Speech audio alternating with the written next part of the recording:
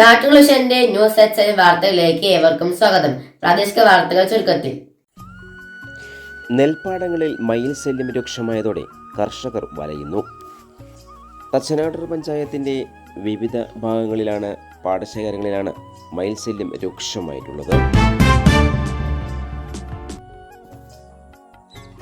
കൊയ്യാറായി നിൽക്കുന്ന നെല്ലിന്റെ കതിരുകൾ കൂട്ടമായി എത്തി തിന്നുകയാണ് ചെയ്യുന്നത്.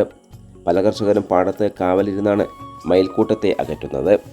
വരമ്പത്ത് നിന്ന് കതിരിൻ്റെ പകുതി ഭാഗത്തോളം മുറിച്ചെടുത്താണ് മയിൽക്കൂട്ടം കൃഷി നശിപ്പിക്കുന്നത്. നെൽകൃഷിയെ സംരക്ഷിക്കാൻ വേണ്ടി വലകളും തുണികളും മറ്റും നാലു ഭാഗവും കെട്ടുന്നുണ്ടെങ്കിലും കർഷകർക്ക് മയിൽ ശല്യത്തിൽ നിന്നും രക്ഷ നേടാൻ കഴിയുന്നില്ല. മയിലുകളുടെ ക്രമാതീതമായ വളർച്ചയാണ് കർഷകർക്ക് ഇപ്പോൾ വിനയായിട്ടുള്ളത്. പന്നിശല്യത്തിൽ നിന്നും രക്ഷ നേടാൻ പാടത്ത് സൗരോജവേലി കെട്ടിയെങ്കിലും കർഷകരിപ്പോൾ മയിലുകളുടെ വരവ് കൃഷിനാശത്തിൻ്റെ വക്കിൽ എത്തിച്ചിരിക്കുന്നു.